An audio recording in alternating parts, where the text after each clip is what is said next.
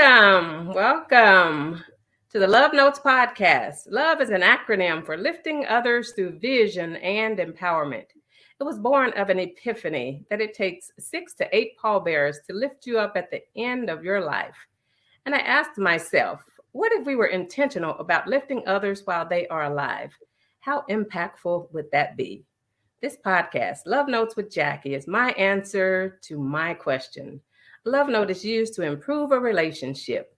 My vision for this channel is for viewers to hear something that will help them improve their relationship with themselves or with someone they love. Joining me today is Natalie and Kiva. Natalie, can you tell us about the upcoming event, Music is Medicine? Music is Medicine. Yes, we're very excited. So this is an event that's happening on Saturday, April 29th. It's going to be live in 2 locations and live streamed. I'll make sure and share the flyers and everything so we can upload that for the viewers to access.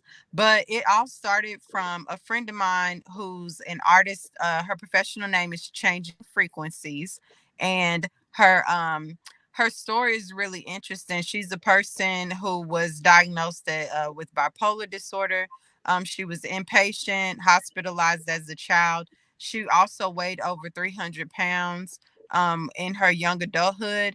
But in the 15 plus years that I've known her, she's managed her wellness without medication, other than sometimes she did use cannabis to regulate, but primarily no medicine.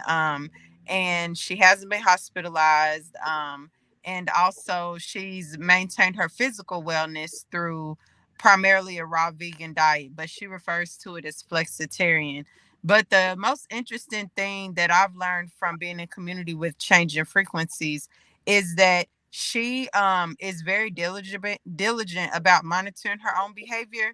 And a lot of us have learned so much from her. But anyway, so through this event, Music is Medicine Creative Wellness Concert, it's an opportunity for us to showcase a ton of different artists from both the Los Angeles area and the Oklahoma City area who also use their art and creativity to support their mental, physical wellness, which could also include healing from childhood trauma, healing from domestic violence, healing from all of those different negative experiences that folks are really overcoming, day to day in their lives. So it's really complex and complicated. So I'm glad to have an opportunity to share and explain what all is happening. But Saturday, April 29th, 12 to 4 p.m.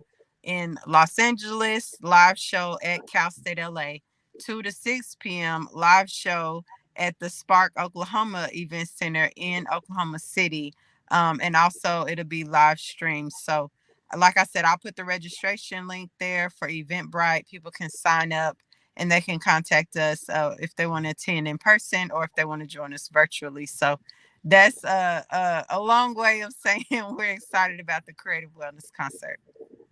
Okay, I'm excited as well. So maybe I can join the live stream for my viewers. So thank you for sharing. I know you have a lot going and you'll have to leave the studio whenever you have to leave. That's fine. Thanks, y'all. Bye. Kiva, I can't wait for you to hear from Kiva because she has a really interesting story. She's one of our artists that's going to be performing at the LA concert. And so I'm glad to be in community with her. Kiva, yeah, tell them everything. Tell them everything they need to know. You'll do great. Okay. Bye, y'all. Have fun. Bye. Thank you. Thank you, Natalie. So, Kiva. What a segue. What a segue, yes. So tell us a little bit about what you will be doing in LA. Tell us about yourself and what you will be bringing to the event. So I am Kiva Siani. My best friend calls me a movement artist. And when she wants to be real specific, she calls me a sensual movement artist. My best friend sees me probably better than anyone else in the world does, including myself. So I'll take her word for it. I am most well known as a performer in the burlesque world. People will shorthand it and say I'm a burlesque performer. However, there's no such thing. Like the image that people bring up when you say you're a burlesque performer is the image of like feather fans and boas, and yes, that is what I do. However, the women that did it back in the day were never called burlesque dancers. They were called strippers. Uh, or shake dancers in the case of Maya Angelou. Um, so that is what I am most well known for. I've studied and performed and immersed myself into dance styles. I'm a dancer, shorthand, but I'm an ethnic dancer, a sensual dancer, an earthbound dancer. I'm not here trying to like back up Beyonce or anything like that. Maybe get on Usher's stage one day, maybe. Yeah, It could. But like I'm also not a pole dancer, which is a totally different art form in and of itself. Art and athleticism. There's a lot of athleticism in pole dancing. But yeah, so I when I was 18, I started dancing in strip clubs, but I had already been dancing through my life. I've studied Polynesian samba, belly dance. I went to Uganda and went to the Nidere Center about 10 years ago and immersed myself for a couple of weeks in East African dance. Um, I was, adopted by a bunch of Brazilians and got into capoeira and samba in my mid 20s and belly danced and was a dance with a professional and competitive Polynesian show group. I love these sorts of dances because they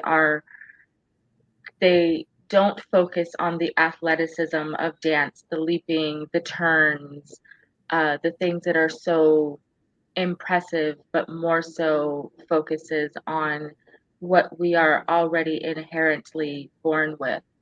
And especially as women, these dances start down they're focused in your hip area, in the center of creation, in that feminine power.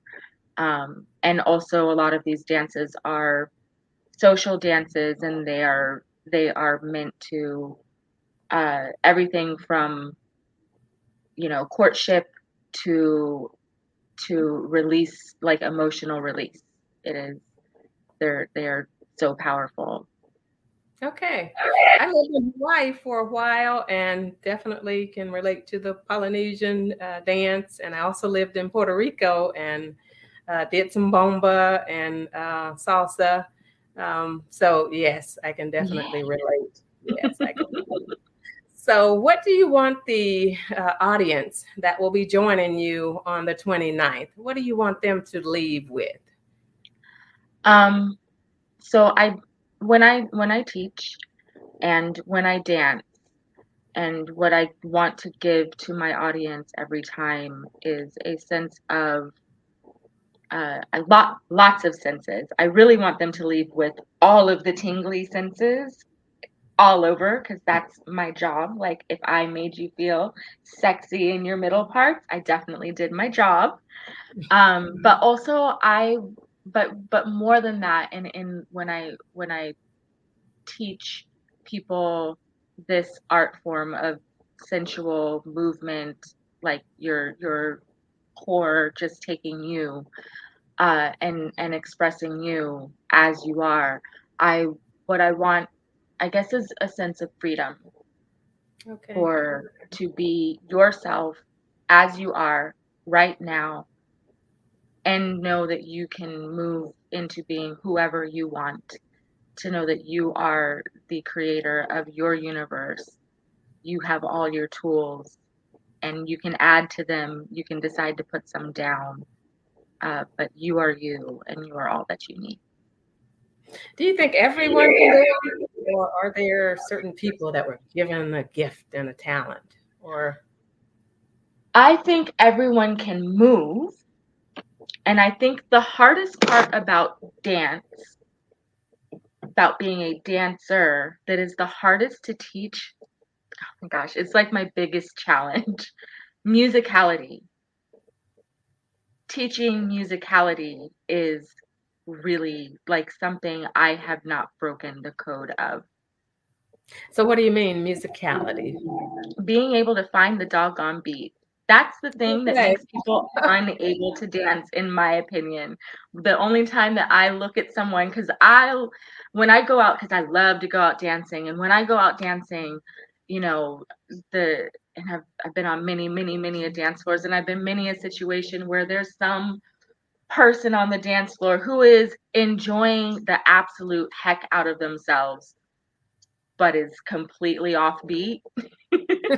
Or So someone who's like enjoying the heck of themselves, but they're like flailing and doing whatever. Like those two people, but they have the beat. They can be doing the same movement and it's crazy. But if one is on beat and one is off beat, there's actually like an internal thing in our biochemistry, or whatever biochemistry, whatever it is in our biology, that is adverse to things that are off beat. Like we have okay. a physical reaction to it. And when we hear it in music, when we hear someone just like, or clapping off beat, like we notice it, we hear that, we feel it here. So I think that's the only thing, is that if people, and I don't understand why people can't find the beat when they can't find the beat. It's a huge challenge, and with the day that I break that, think I'll be a master teacher. Okay. What you described was similar to what Michael Jackson described in terms of, what he felt with the music and Mhm. all of that. So you definitely are a dancer and Michael Jackson just came to my mind as I listened to you. So I'm excited for the people in LA on the 29th. So if you're in the LA area, or if you have friends in the LA area, please tell them to join. How long is the event? And is this something that you all do often, or is this the first time? This is the first one. It is all ages. In LA, it's from 12 to 4 in the Okay. afternoon. Okay, so I'm excited. I'm looking forward to it. Thank Thank you. you. Thank you so much. Is there any closing remarks that you want to add? Let's see. Funny you say Michael Jackson. I spent lots of time as a kid with him in person. Uh, Oh, wow. um, and yep, I was little. Me and my sister pushed him in the pool and everything. It was fun. And also, thank you so much. And if you want to follow me, I do movement meditation, moon circles, dance classes. You can follow me. Find my Instagram. It's real easy. It's Kiva.Siani. Okay, it will be in the description of this video. So thank you so much, Kiva, Thank and you, I'm Jackie. excited, and we're looking forward to this. Fantastic. Thank you so much. I love your message. It's really beautiful. Like I heard that your intro, and like what you said, like what if you could just lift each other up. I really think that's so beautiful. Thank you. Thank you for And that's, opening to I this. think that's what you're doing as well, and thank you. Thank you. All right, we'll see you all later. So we want you to follow Kiva and follow me. If you like this video, share, share, share. Bye now. Bye.